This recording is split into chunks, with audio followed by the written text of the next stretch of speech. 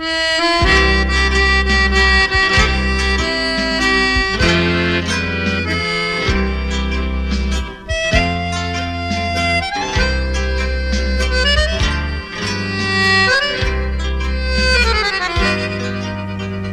quero andar nas coxilhas, sentindo as flechilhas das ervas do chão, ter os pés roseteados de campo, ficar mais trigueiro com o sol de verão. Ministro, como é que vai ficar a questão? Até quando o governo vai insistir na permanência da ministra Cristiane? Até que a decisão correta, que é a revogação dessa liminar, e o reconhecimento da prerrogativa constitucional do presidente da República de indicar um ministro, seja reconhecida pela Justiça. Mas isso pode levar bastante tempo, isso pode demorar bastante tempo no STF, inclusive. O presidente da República não está cogitando de qualquer alteração. O presidente recebeu uma sugestão do PTB, entende que a ministra tem condições de ser uma boa ministra e vamos tomar as atitudes jurídicas, respeitando a justiça, mas vamos tomar. Outros nomes no PTB? Não há outros nomes. Não é inadequado, ministro, que seja nomeada uma pessoa para o alto escalão do governo, tendo essa circunstância de ter violado o direito trabalhista? Olha, veja bem, imagina se toda pessoa que perdeu uma ação trabalhista ficasse impedido de exercer função pública, como você. Será que isso seria correto? Será que empresas que perderam ações trabalhistas ficarem impedidas de fornecer produtos, serviços ou até serem concessionárias de serviço público, isso seria correto? Não. Então vamos. Nós pesquisamos a vida, digamos, com alguns limites e não encontramos nada que realmente fosse impeditivo para o exercício da função de ministra pela deputada Cristiane Brasil. Ministro, uma palavrinha sobre a pauta aqui, né? O senhor até chegou a falar que muitas vezes se diz que investir em saneamento básico não dá voto, mas é importante. Queria uma opinião sua sobre isso. Na verdade, eu lembro que teve um prefeito aqui que não é do tempo de vocês são novos, Telmo Thompson Flores.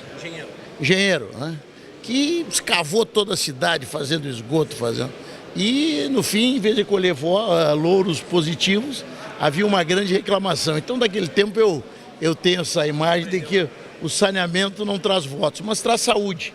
E os governantes têm que atuar nesse sentido, porque talvez se aquela obra tivesse sido continuada, nós pudéssemos ainda fazer o que eu fiz e que provavelmente vocês não fizeram, que é tomar banho em Ipanema, tomar banho de rio ali em Ipanema, muitas vezes. Depois de Ipanema, fomos para Belém Novo. Aí veio a poluição, fomos para Lami e daí tivemos que parar em Capão da Canoa. Então, e a reforma da Previdência? A reforma da Previdência, ela vai ser aprovada numa votação que vai acontecer nos dias 19, 20 e 21. Temos a mais absoluta certeza de que conquistaremos até esse dia os votos necessários para aprovação, destacando que nesse momento, mais importante até do que o nosso trabalho, é o trabalho da sociedade que cada vez mais se conscientiza que não é hora mais de empurrar com a barriga, não é hora mais de varrer para baixo do tapete esse problema, que o Brasil precisa de uma previdência mais justa e mais igual. Ministro, a liberação de recursos para a obra da segunda ponte do Guaíba, ela está vinculada à obtenção de apoio dos governadores? Não, veja bem. Você já conversou com o governador também? Veja bem. O Brasil vai viver uma situação muito melhor neste ano se nós aprovarmos a reforma da Previdência, certo? Nós temos a mais absoluta convicção de que a aprovação da reforma da Previdência vai fazer com que nós vivamos um tempo de ouro na economia brasileira. Isso aumenta a arrecadação e permite investimentos em todos os setores. Esse anúncio hoje aqui, numa época em que o litoral gaúcho está com muitos turistas, enfim, né? É importante, esses recursos estão vindo agora, mas em breve a gente já deve começar as obras, enfim, tem alguma expectativa? Eu acredito que para que tenham sido assinados, haja vista até o cuidado e a luta que se faz até chegar a esse momento. Eu já fui secretário de habitação, secretário de cidades, eu acredito que os projetos já estejam bem avançados e rapidamente essas obras poderão ser iniciadas. Vocês agora já estão os recursos estão disponíveis para que as obras se iniciem. Sobre a votação da reforma, independente dos votos do PTB, como é que está a busca em outros partidos? Por que independentemente dos votos do PTB? Independente, deixando de lado os outros partidos, como é que está essa garimpagem por votos? Olha, a garimpagem por votos, eu não mudei o meu número. Eu diria para você que nós ainda precisamos de cerca de 50 votos. Todavia, hoje existe um outro clima, um outro ambiente. Ao contrário do que muitos pensavam, os parlamentares foram para suas bases e encontraram gente pressionando pela aprovação da reforma. Gente que não quer perder as conquistas, né, desse ano de 2017. Nós temos uma inflação historicamente baixa, nós temos o menor juro da história do Brasil, nós tivemos um recorde na nossa balança comercial, nós temos praticamente só boas notícias. E isso é uma conquista do qual muitos não querem abrir mão.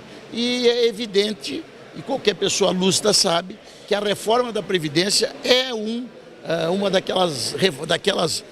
daqueles atos de modernização, né, da vida brasileira, imprescindíveis para a continuação desse momento de crescimento e de melhoria da qualidade de vida da nossa população. Então, os parlamentares, no lugar de chegarem e serem cobrados contra a reforma, estão chegando às suas bases e sendo cobrados a favor da reforma. Salvo por aqueles que não vão votar na gente. Eu chego lá, sou cobrado por gente que é contra a reforma, que não ia votar em mim do mesmo jeito. Quer dizer, isso faz eu perder voto que nunca tive. Né? Mas eu diria que os setores mais duros da sociedade... Tanto é que não tem mais argumento. Quem é que argumenta contra a reforma? Qual é o argumento que se traz contra a reforma? Se fala que não vai votar, que vai perder, mas argumento. Quem é que defende uma aposentadoria com 47 anos de idade e R$ 38.500 de remuneração no estado quebrado como o Rio Grande do Norte? Quem é que defende isso? Ninguém mais defende. Então, não existem mais argumentos para combater a reforma. E a sociedade está, digamos, se conscientizando disso. E eu diria para você, se nós tivéssemos tempo para informar bem a sociedade, a ponto de toda a sociedade brasileira tomar consciência do que se trata a reforma, nós teríamos 90% de aprovação na população brasileira a essa modificação. Ministro, eu vou pedir licença aqui para o colega, porque a gente está ao vivo. Eu fiz essa pergunta antes, mas eu vou repetir. A questão da ministra do Trabalho, a Cristiane, até quando o governo Michel Temer vai insistir no nome dela? Não existe, inclusive, uma certa imoralidade, já que ela tem esses problemas com a justiça? Olha, ela foi condenada e está está cumprindo a condenação. Estou ao vivo? Estou ao vivo? Sim. Então eu vou falar. Será que seria justo que um juiz deixasse de ser juiz se perdesse uma ação na justiça? Será que um ministro do Supremo que eventualmente perdeu uma ação trabalhista deveria deixar a toga? Será que uma concessionária pública, até de rádio e televisão, que teve alguma condenação na justiça trabalhista, deveria perder essa condição de concessionária? Eu acredito que não.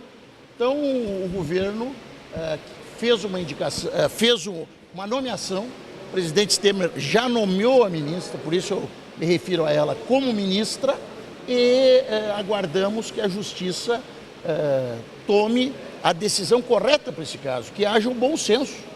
Bom senso é que, com todo respeito à magistratura brasileira, que um juiz de primeira instância não pode revogar uma nomeação do presidente da República. Veja bem, foram tentadas 5 ações em 5 locais. Das 5, 4 juízes de primeira instância e consideraram a propositura da ação indevida. Um dos 5 considerou que cabia uma liminar praticamente revogando um ato do presidente da República. E em cima dessa decisão se causa toda essa celeuma que hoje serve de munição para aqueles que são adversários do governo. Já há duas decisões da Justiça contra a nomeação da ministra Cristiane Brasil. Decisões liminares, mesmo que existisse, ainda está 5-3, certo? Isso aí, obviamente, vai ser dirimido por onde devia ter iniciado essa questão. Essa questão deveria ter diretamente sido resolvida por tribunais superiores. E lá nós confiamos no bom senso da justiça brasileira, que, obviamente, sabe o que é o Estado de Direito, sabe o que é a necessária independência dos poderes, sabe o que é a necessária harmonia dos poderes e sabe que uma decisão como essa não contribui para isso. É o meu Rio Grande do Sul, céu, sol, sul, terra e cor, onde tudo que se planta cresce e o que mais floresce